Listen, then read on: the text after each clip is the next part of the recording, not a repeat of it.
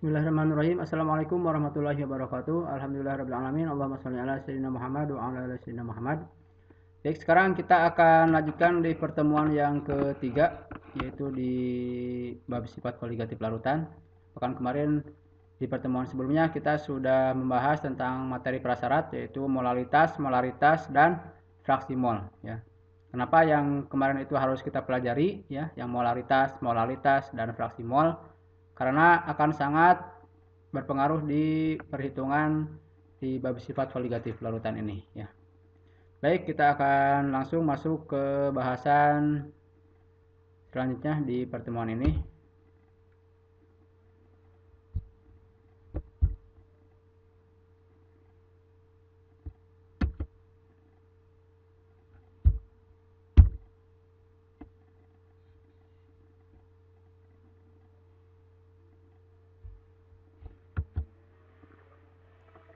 Ya, sebelumnya untuk memotivasi kita, ya, ini ada chemistry inspirasi dulu.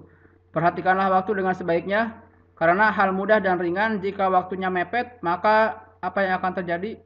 Maka hal yang mudah dan ringan itu akan bermetamorfosa atau akan berubah menjadi hal yang rumit dan sulit, ya. Bahkan ia akan bisa berubah menjadi krisis, ya. Perhatikanlah waktu, jangan menunda-nunda pekerjaan, jauhkan kebiasaan menunda-nunda, ganti dengan kebiasaan bersegera, ya. Bersegera, ya. Ya baik, ini mudah-mudahan bisa bermanfaat, ya, karena ini bermanfaat sekali, ya, untuk kimia. Sebenarnya bukan bohong, ya, saya sampaikan bahwa pelajaran yang sangat mudah kimia itu, ya.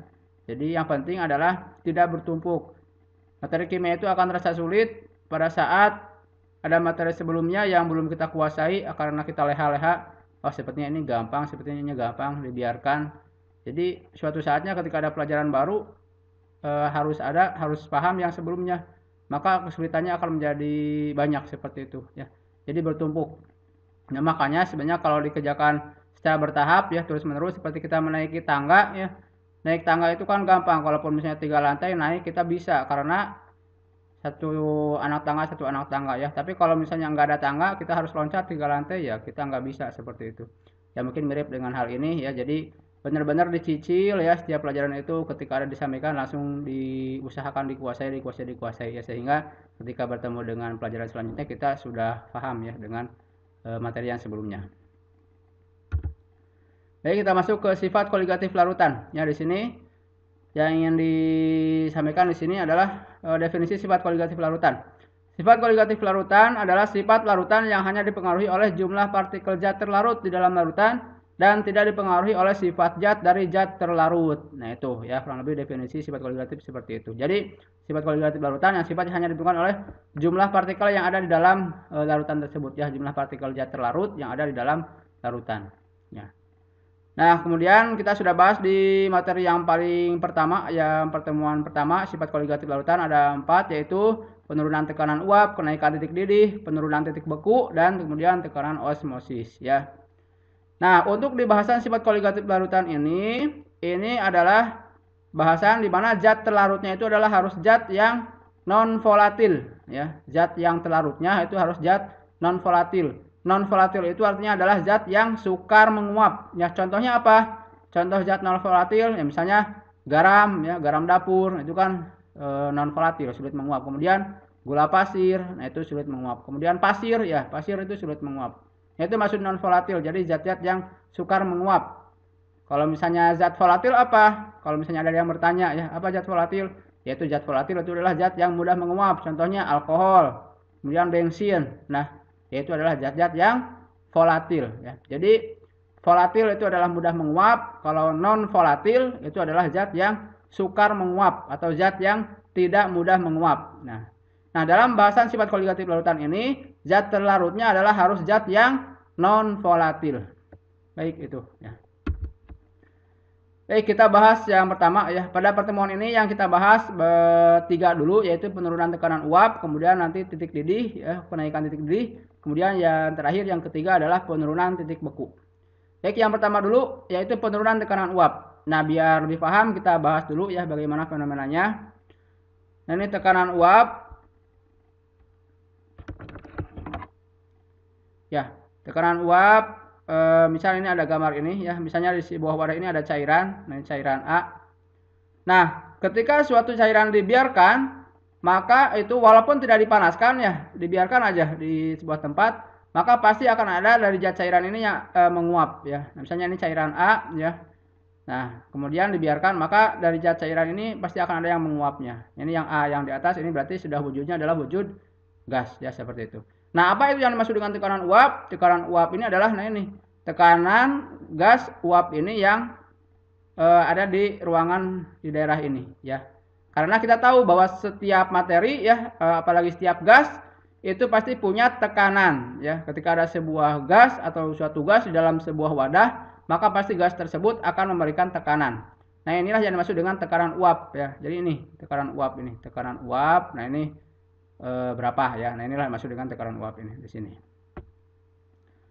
Itu maksud tekanan uap. Nah, pada sifat koligatif larutan ini ya, kita akan lihat. Nah, ada gambar di sebelah kanan. Ini ada yang gambar warna biru saja. Ini adalah pure.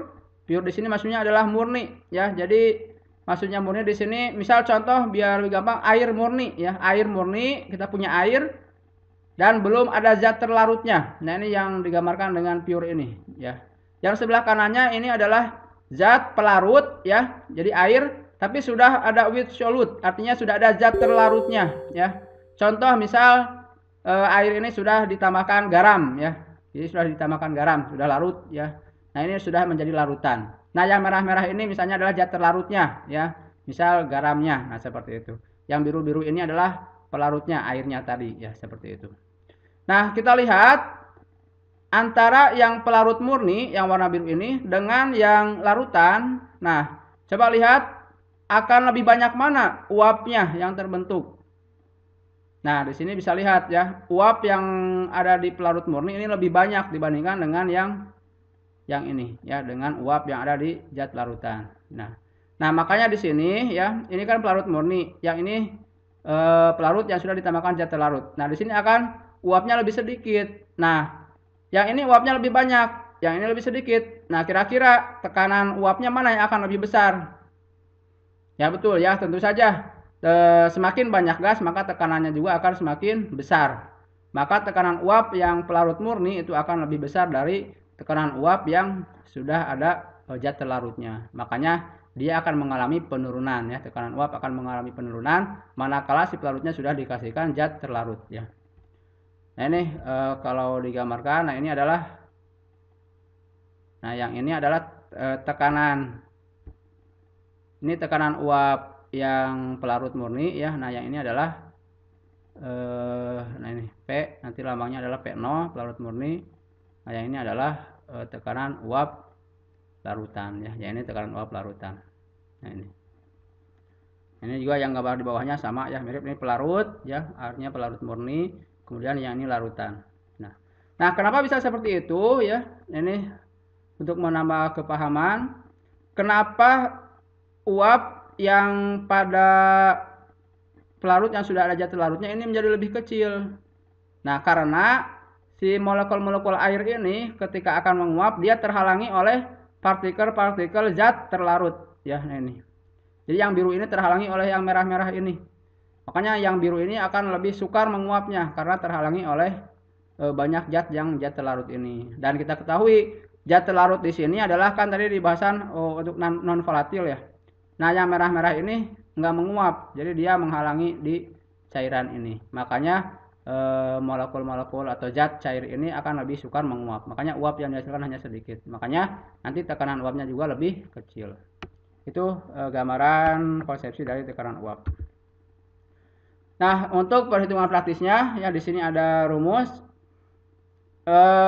Rumus ini yang sering ya sangat terkenal digunakan adalah rumus dari hukum Raoult ya.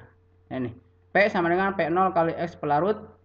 P di sini adalah tekanan uap larutan ya. Nah, ini tekanan uap larutan itu yang tadi kalau ada wadah kayak gini. Nah, yang ini nanti ya, ini P ini yang mana? Tekanan uap larutan. Yang P0 apa? Tekanan uap pelarut murni. Yang X pelarut, fraksi mol pelarut ya, seperti itu. Nah, mana yang dimaksud dengan P ini, tekanan uap larutan? Nah, kalau di gambar ini, nah ini yang larutan kan yang ini. Nah, ini adalah yang dimaksud dengan P. ya. Kemudian P0 yang mana? P0. P0 ini artinya tekanan uap pelarut murni. Jadi tekanan uap yang pelarutnya saja, belum ada zat terlarutnya. Nah, ini P0. Nah, ini kalau di gambar ini, yang ini adalah, nah ini tekanan di uap ini, inilah yang dimaksud dengan P0 ya. Ini P, ini P0. Nah, inilah maksud P dan P0. Ya, ini rumusnya, S-nya fraksi mol seperti ini. Nah, kemudian ini rumusnya silakan ya diingat-ingat dan nanti dijabarkan lagi, maka bisa diperoleh rumus yang ini ya. Nah, ini rumus yang paling sering digunakan dalam penurunan tekanan uap adalah yang ini ya. Saya kasih tanda merah ini. Nah, ini. Nah, ini. Nah, ini delta P sama dengan P0 kali X terlarut. Nah, lihat perhatikan. Kalau ini X-nya fraksi molnya terlarut, ya ini terlarut. Kalau tadi yang rumus sebelumnya, yang ini P sama dengan P0 kali X pelarut. Nah, yang ini adalah fraksi mol pelarut. Kalau yang ini fraksi molnya terlarut ya. Nanti akan sangat beda sekali ya. Nah, silakan rumus ini bisa digunakan ya. Rumus ini juga ya, delta P. Delta P artinya adalah perubahannya ya, selisihnya berapa. Kalau P tekanan uap larutannya, kalau delta P selisihnya. Jadi penurunannya itu berapa ya, ini delta P. Ini rumus yang paling sering digunakan ya untuk penurunan tekanan uap ini. Silakan nanti dipelajari lagi bagaimana bisa dihasilkan rumus seperti ini. Baik, kita langsung ke contoh soal. Ini pada suhu 25 derajat Celcius, tekanan uap air murni adalah 18 mm raksa ya, mm Hg. Jika ke dalam 90 gram air, mR-nya 18, dilarutkan 180 gram glukosa, mR-nya 180, maka berapakah penurunan tekanan uap larutan? Nah, ini yang ditanyakannya adalah penurunan tekanan uap larutan ya. Jadi harus dicermati ya. Ini seringkali salah ya. Istilahnya ada yang ditanyanya ada tekanan uap larutan, ada penurunan tekanan uap. Nah, ini sangat berbeda. Kalau ada kata penurunan berarti itu delta ya. Delta itu artinya adalah selisih atau perubahan ya, delta itu. Nah, jadi di sini yang ditanyakannya adalah berapakah penurunan. Artinya delta ya. Delta P-nya berapa? Nah, maka berarti kita harus pakai rumus yang mana? Nah, pakai rumus yang ini. Delta P sama dengan P0 kali X terlarut ya. Ini delta P sama dengan P0 kali X terlarut. Nah, rumus X terlarut, fraksi mol zat terlarut sudah dibahas di pertemuan sebelumnya, yaitu N terlarut dibagi N terlarut tambah N pelarutnya ya. Maka delta P sama dengan P0. P0-nya berapa? P0 ini adalah tekanan pelarut murni, tekanan air murni berapa? Nah, ini di sini ada ya, 18 mm Hg. Masukkan ke sini. Kali, nah ini N terlarutnya berapa? Zat terlarut di sini adalah siapa? Nah, air kan pasti pelarut ya. Nah, terlarutnya adalah glukosa. Maka berarti N terlarut ini harus dicari dulu ya.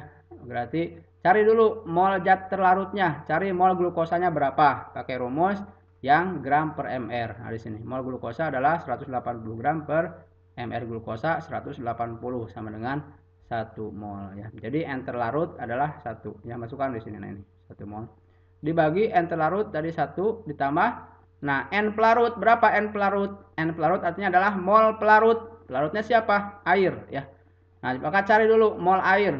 Nah, rumusnya sama pakai mol sama dengan gram per mr ya. Rumus ini akan sangat terbawa terus ya. Mol itu adalah gram per mr. Nah, di sini nyari mol pelarut artinya mol air adalah, mol airnya berapa di sini? Gram airnya. Nah, di sini ada 90 gram air. Ini ya, 90 gram air yang dimasukin di sini per mr air 18 sama dengan 5 mol. Jadi mol pelarutnya adalah 5 ya. Maka masukkan ke sini 5 mol. 1 mol dibagi 1/5. Maka delta P sama dengan 18 kali 1/6 sama dengan berapa? 3 mm Hg. Nah, ini adalah delta P sama dengan 3 mm Hg. Maka penurunan tekanan uap larutan adalah 3 mm Hg ya. Nah, ini jadi jawabannya adalah 3 mm ya. Nah, lihat, ini yang ditanyanya tadi adalah penurunan tekanan uap. Nanti kalau suatu saat ditanya di soal berapa tekanan uap larutan, nah berarti harus diubah lagi ya. Jadi berarti yang ditanyanya itu P. Kalau ini contoh soal ini hanya ditanyakannya delta P ya, perubahannya berapa. Jadi hanya 3 mm Hg ini. Nah, baik, itu contoh soalnya. Kita langsung ke latihan soal. Nah, ini silakan dicoba ya. Ini soalnya, jika fraksi mol urea dalam air adalah 0,2 dan tekanan uap air pada 20 derajat Celcius adalah 17,5 mm Hg, berapa tekanan uap jenuh larutan pada suhu itu. Nah, di sini di soal ini yang ditanyakannya adalah tekanan uap larutan ya, tekanan uap larutan. Berarti yang ditanyanya adalah P ya, seperti itu. Silakan dicoba.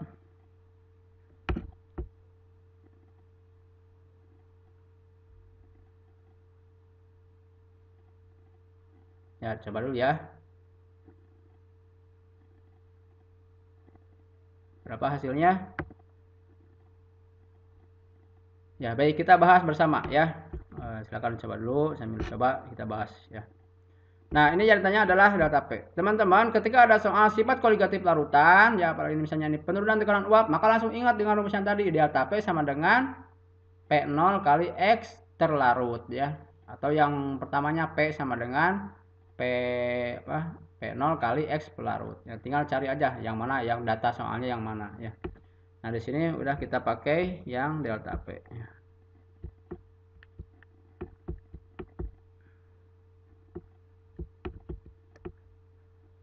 Delta P sama dengan P0 kali X terlarut. Nah, ininya terlarut, jangan ketukar sama pelarut ya.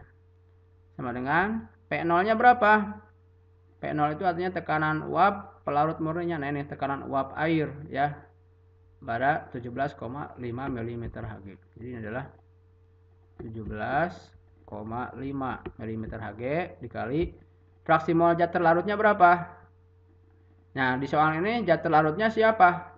Urea pasti ya, nggak mungkin urea yang jadi pelarut. Pelarutnya pasti air ya. Kalau ada air itu pelarutnya. Nah, terlarutnya berarti urea. Nah, di sini sudah ada ini di soal enak, fraksi mol urea adalah 0,2. Berarti udah tinggal masukkan di sini 0,2. Nah, jawabannya adalah sama dengan 17,5 kali 0,2 berapa? 2 kali 17,5 35. Ini jadi 3,5 ya. Satuannya apa tadi? Ini kan milimeter Hg ya. Jadi satuannya adalah milimeter Hg. Ini kan tadi satuannya milimeter Hg ya, milimeter Hg. Nah, jadi delta P-nya adalah 3,5 milimeter Hg. Nah, ingat ini delta P. Delta P itu artinya selisihnya, perubahannya. Nah, untuk tekanan uap ini kan mengalami penurunan ya. Nah, lihat tekanan uap awalnya berapa? Nah, tekanan uap awal tadi 17,5. Berarti dia mengalami penurunan sebesar 3,5. Maka tekanan uap larutannya adalah 17,5 dikurangi 3,5. Berarti 14 mm Hg. Ya. Atau kalau secara rumus nanti dipakai rumus ini. P sama dengan tekanan uap awal ya, dikurangi ya, karena dia mengalami penurunan, dikurangi delta P. Jadi sama dengan P0 nya tadi 17,5 mm Hg dikurangi 3,5 mm Hg ya. Jadi jawabannya adalah sama dengan 14 mm Hg. Nah, inilah lambangnya adalah P ya. Nah, inilah jawabannya. Jadi jawaban untuk latihan soal ini adalah P sama dengan 14 mm Hg. Itu untuk tekanan uap ya. Kita nanti silakan teman-teman banyak-banyak latihan soal, banyak-banyak variasi soal ya. Kenapa ini disimpan ada foto bersepeda? Orang bisa bersepeda bukan karena menyimak ya, bukan karena melihat orang melihat sepeda atau mendengar teori bagaimana bersepeda, tapi orang bisa bersepeda adalah karena latihan bersepeda. Dia mencoba bersepeda ya. Maka banyak-banyaklah latihan ya. Cari latihan-latihan soal silakan ya, sebanyak-banyaknya, dan kemudian dicoba-coba dikerjakan. Baik, yang kedua adalah kenaikan titik didih ya. Titik didih.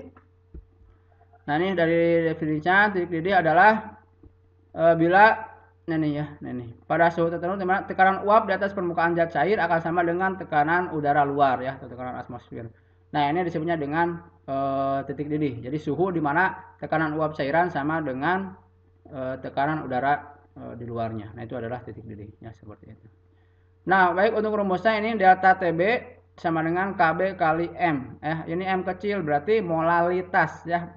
M kecil molalitas delta TB. Delta TB adalah kenaikan titik didih, KB-nya adalah tetapan kenaikan titik didih molal. Di soal-soal biasanya KB ini dikasih tahu ya.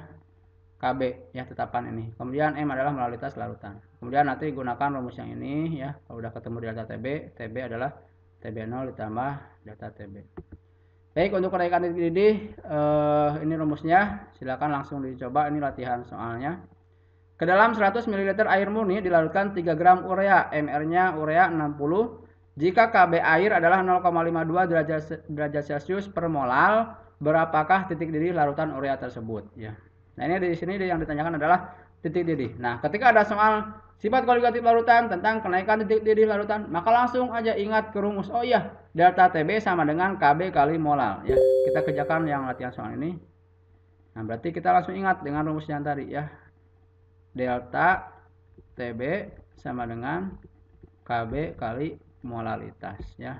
Berarti sama dengan KB-nya berapa? Nah, di soal ada 0,52 ya dikali molalitas. Nah, molalitas di soal ini belum dikasih tahu ya, adanya gram dan data MR. Maka berarti kita jabarkan rumus molalitasnya ya dengan rumus yang telah kita bahas di pertemuan selanjutnya ya. Yaitu molalitas zat larut berarti gram per mr kali 1000 per gram pelarut ya. Ini rumus yang dulu sudah kita bahas, 0,52 kali gram. Nah, ini maksudnya molalitas ini adalah molalitas zat terlarut ya. Berarti yang di rumus ini adalah gram terlarut ya. Gram terlarutnya berapa? Nah, ini yang terlarutnya kan urea, berarti 3 dibagi MR. MR siapa? Ya, MR terlarut yang di sini adalah MR urea, berarti 60 kali 1000 per gram pelarut. Nah, pelarutnya siapa? Air. Di soal berapa gram air? Nah, ini 100 ml air ya. Di pertemuan selanjutnya sudah dibahas. Untuk air, gram itu sama dengan mililiter ya, karena massa jenisnya adalah 1 gram per mililiter. Jadi gram pelarutnya adalah 100 gram ya, 100 ml berarti 100 gram. Nah, sama dengan ya, ini bisa coret-coret nolnya. Nah, jadi 0,52 kali 3/6 setengah ya. Jadi 0,52 kali setengah, 0,52 kali 1/2 ya. Berapa? Hasilnya adalah 0,26. Nah, ini adalah siapa? Delta TB ya. Berarti ini adalah derajat Celcius. Jadi delta TB-nya adalah 0,26 derajat Celcius. Nah, ingat delta artinya adalah perubahan. Ya, perubahannya. Nah, di soal ini yang ditanyanya apa? Perubahan atau titik didih? Nah, ini harus cermat. Nah, di sini yang ditanyakannya adalah berapakah titik didih larutan. Nah, di sini yang orang sering salah ya. Delta TB ini baru selesai delta TB-nya. Nah, yang sedangkan di soal ditanyanya adalah titik didih, bukan perubahannya. Ya, berarti harus kita pakai rumus yang ini ya. TB sama dengan TB0 plus delta TB ya. Berarti kalau untuk nyari TB, rumus yang ini ya. Berarti TB sama dengan TB ya, temperatur boiling TB ini ya, suhu didih TB0 awal. Nah, ini ditambah karena kan mengalami kenaikan titik didih ya, jadi ditambah delta TB. TB0-nya berapa? Nah, kalau di soal tidak dikasih tahu berapa titik didih awal air, maka ingat ya, udah titik didih air itu dianggap 100 derajat Celcius ya. Begitu juga nanti dengan titik beku. Titik beku kalau di soal tidak dikasih tahu, berarti titik beku awalnya adalah 0 derajat Celcius ya. Nah, berarti di sini tulis 100